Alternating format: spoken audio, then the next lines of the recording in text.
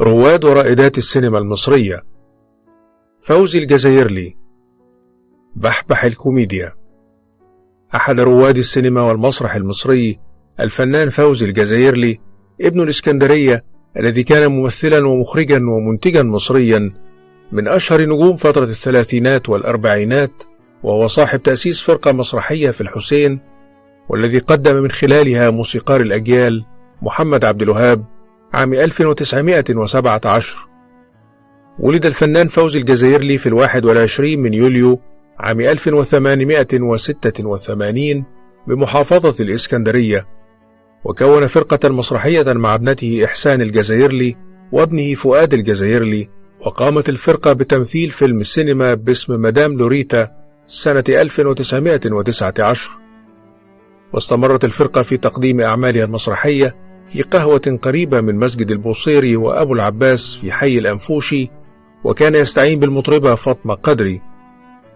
أسس فوزي الجزائرلي فرقة مسرحية بالقاهرة في سنة 1917، وقدم من خلالها عدة نجوم، أشهرهم موسيقار الأجيال محمد عبد الوهاب، الذي بدأ حياته الفنية في نفس السنة بفرقة فوزي الجزائرلي، والذي كان يعمل على مسرح الكلوب المصري بحي الحسين، فكان يغني في فترات الاستراحة بين فصول الروايات مقابل 5 قروش كل ليلة.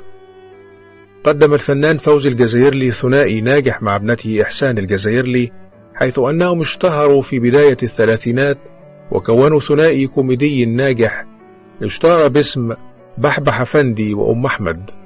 قدموا عددا كبيرا من المسرحيات والأفلام سويا، لعب فيها الفنان فوزي الجزائرلي دور زوج الست أم أحمد، ومن بين هذه الأفلام من حملت اسم الشخصية بحبح أفندي، وهو يسبق في ذلك كل من الممثل اليهودي الأصل شالوم والنجم الكوميدي الكبير إسماعيل ياسين. والأفلام التي جمعت الثنائي هي الفرسان الثلاثة والدكتور فرحات والبحار والمعلم بحبح وبحبح باشا ومبروك وليلة في العمر.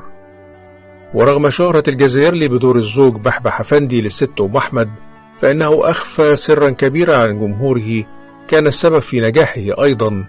ففي حين اعتبر الجمهور أن الثنائي بحبح وأم أحمد زوجين، الحقيقة أنه كان والدها، ولم يلاحظ الكثير من الجمهور فارق السن بينهما. شارك الجزائرلي في عدة أفلام، أهمها مدام لوريتا، في بلاد توت عنخ آمون، المندوبان، المعلم بحبح، خلف الحبايب، بحبح باشا، ليلة في العمر، مبروك، أبو ظريفة، الدكتور فرحات، الفرسان الثلاثة، السبع بنات، بحبح في بغداد، الستات في خطر، القرش الأبيض، وغيرهم من أهم الأعمال.